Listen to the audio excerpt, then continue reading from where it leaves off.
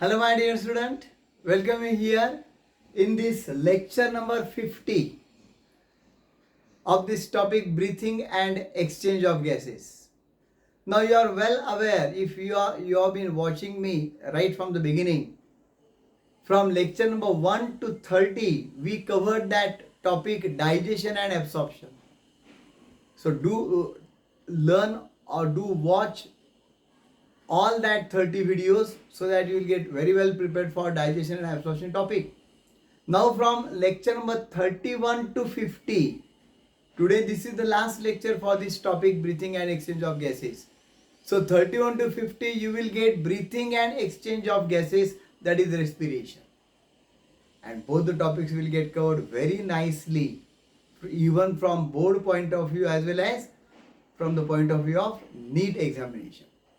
तो उसके लिए क्या करना पड़ेगा आपको, lecture number 1 to 30 for digestion and absorption, 31 to 50 for breathing and exchange of gases. So the last article from this topic we have to learn now, that is called as the disorders of respiratory system.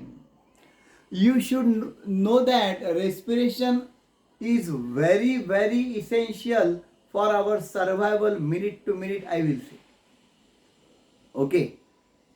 यानी अगर respiration बंद हो गया, breathing बंद हो गया, जैसे कि हो जाता है many of the times we find in the that sad incidences there, कोई पर्सन अगर हैंग टू डेथ कर लेता है, खुद को फांसी लगा लेता है, तो उसका रेस्पिरेशन बंद होने की वजह से क्या हो जाता है, डेथ हो जाता है. Isn't it?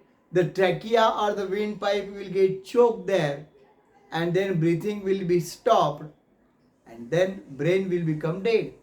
मैंने पहले भी बताया आपको, if that supply of oxygen to the very active brain cells will be stopped continuously for 3 minutes or more than 3 minutes, brain will become dead, and once the brain will become dead, all the body organs will become dead and the death will occur.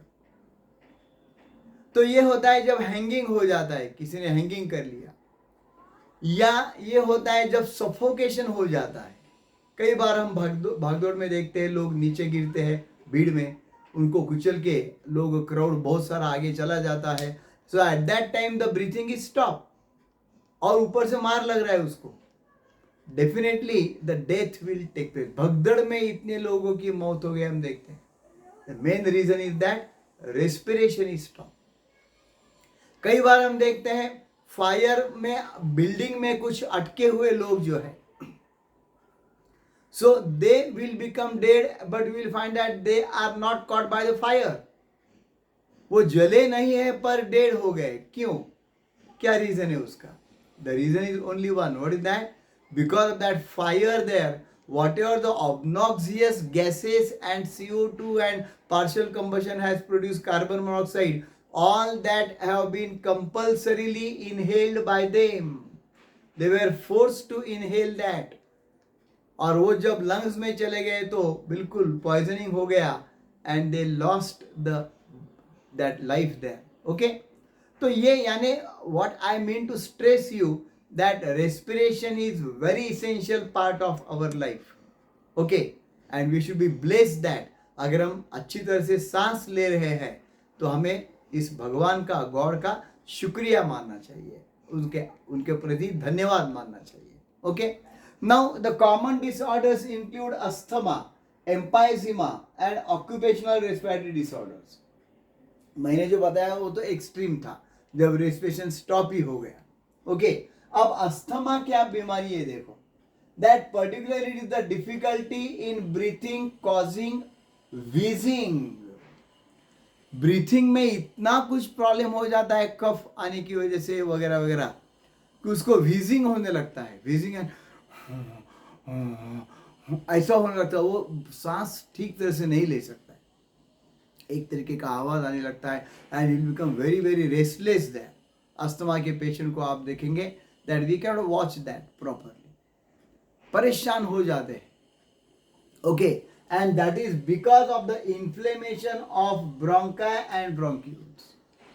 Bronchi और bronchioles पर inflammation यानी सूजन आ जाती है, and that's why they get choked there. some more amount of mucus will be also secreted and they will not be able to breathe properly. तो breathing करने में जब प्रॉब्लम आने लगता है तो व्हीजिंग हो जाता है. ओके, देन इसका रीजन क्या है? ये तो क्रॉनिक बीमारी है. This asthma is chronic. दो टाइप की बीमारी मैंने आपको बताया था डिसीजेस में. क्रॉनिक यानी which is long term disease. Okay, ये लॉन्ग टर्म चलने वाली बीमारी क्रॉनिक, जैसे ये बीमारी है, अस्थमा है, then that particular that disease like the और से दैट डायबिटीज. ओके, ये क्रॉनिक है.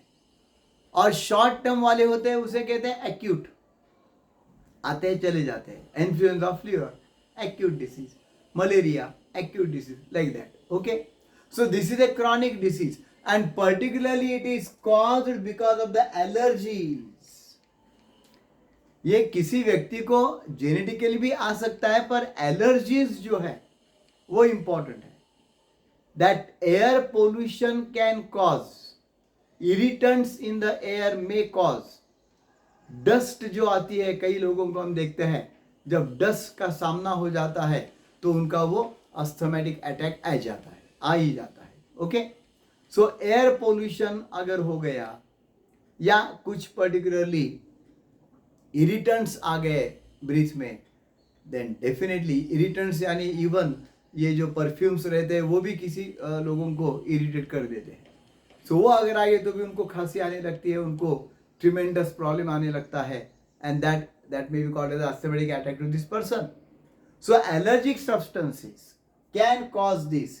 Even sometimes viruses, irritants they will cause, but sometimes emotional stresses can also cause asthmatic attack to these persons who are allergic to that particular process. Okay, emotional stress आने की बहुत से old age के जो लोग हैं वो अगर हैप्पी है तो ठीक है, अगर उनको एयर पोल्यूशन में नहीं रखा है, फ्रेश एयर में है तो ठीक है. अगर वेदर चेंजेस नहीं हो रहे हैं, इन लोगों को आप देखते होंगे particularly whenever the weather is cloudy, then the asthmatic attack starts. तो अगर वैसा ही उनका इमोशनल स्ट्रेस बढ़ गया, then also it may be possible. Okay, तो लॉन्ग टर्म एक्टिविटी उसको ट्रीटमेंट देना पड़ता है. The second is emphysema. Emphysema तो मैं कहूंगा it is a self invited disease. कोई अगर किसी को इसको आमंत्रित करता है तो उसको वो डिसीज हो जाता है. एम्फाइजिमा में क्या होता है? Decrease in the respiratory surface due to damage of the alveola of the lungs and it is chronic. Lungs के अंदर अल्वियोला का वैल्यूएशन हमें मालूम है कितना वैल्यूएबल है, because they take that oxygen and pass it to the blood. So whatever the energy we are having that is because of that alveola. But if alveola get damage in the brain, 750 millions है, but one by one, if they get damaged, then the ability to respire or breathe will decrease. Respiratory surface ही कम हो जाएगा. The amount of oxygen getting introduced into the blood will get decreased. और अगर oxygen कम हो रहा है, definitely the cells will not get sufficient oxygen, sufficient energy will not be released, and life activities, every life activity will get in trouble. उसको tremendous weakness आ जाएगा. Okay, for every activity. और ये बहुत ही प्रॉब्लमेटिक कंडीशन है. And in young condition when it happens, it is really a tragedy. So why it is happening there, उसका main reason बताया गया है tobacco smoking, cigarette smoking, excessive smoking अगर करते हैं, डेफिनेट एक आदत लग गई तो बिल्कुल वो चेन स्मोकिंग हो जाता है. दिन में 10-20 कितने भी हो जाते हैं. वो टेम्पररी रिलीफ ब्रेन को देता है, but problems in the lungs will increase. Emphysema will be there one day और अदर, और फिर उसका लाइफ ही शॉर्ट हो जाएगा. isn't it? Even in the young condition. So this is caused because of the cigarette smoking, marijuana smoking. Marijuana भी एक drug है जिसका स्मोकिंग करते हैं कुछ लोग. सिगरेट से भी भारी है वो, isn't it? ड्रग एडिक्शन करने वाले. But that are useless I will say. और आपको तो मैं ज़रूर कहूँगा, जब मेडिकल साइंस में जाएंगे या इंजीनियरिंग को जाएंगे तो आजकल जो मैं देखता हूँ, देखने के बाद बहुत हैरान हो जाता हूँ. In the hostels you will find that it is becoming a craze or the fashion among the students, and about 75% hostel mates you will get, they are involved in the smoking. उनको लगता है हम smoking करते हैं तो बिल्कुल कुछ तो भी भारी करते हैं, तो वो गलत है. So don't get involve in that, that will spoil your life. Okay, emphysema में भी पॉसिबल. और तीसरा जो है वो ऑक्यूपेशनल रेस्पिरेटरी डिसऑर्डर. ये पर्टिकुलरली वो वर्कर्स को हो जाता है जो वहां पे उस इंडस्ट्री में काम करते हैं. जैसे स्टोन कटिंग है, इजंट इट, बड़े बड़े स्टोन्स को कट कर दिया है, क्रश, स्टोन क्रशर्स आपने देखे होंगे. तो वहां से भी हम गुजर रहे तो देखो हमको भी तकलीफ हो जाती है, because that dust will contain very minute stone particles. They will come in our breath, they will go in the lungs and they will block the alveoli permanently. वहां से उसको निकालेगा कौन? Isn't it? And that is really dangerous. वैसा ही वो spinning जो रहता है, ginning and spinning and pressing machine, ये जो रहता है इंडस्ट्री कॉटन का, वहां पर भी सूत कताई जो होती है, तो वहां पर भी minute dust particles of that fibre will come there and they may block the alveoli in the workers. तो उनको मास्क वगैरह बहुत ही जरूरी है, and that particular and care is to be taken by them very properly, otherwise they will suffer from fibrosis of lungs after few years. ये immediately नहीं होता है क्योंकि alveoli are in big number, but one day और other they may suffer. Okay, so I hope you are getting this very properly.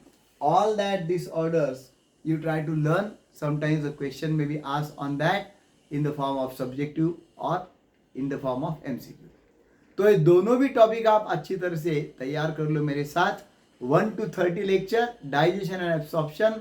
31 to 50, breathing and exchange of gases. So we shall meet in our next video with the new topic. Okay? Till then, take care and do subscribe to my Kati Sir Biology and Kati Sir Chemistry main channels as well as shorts channels. Thanks a lot.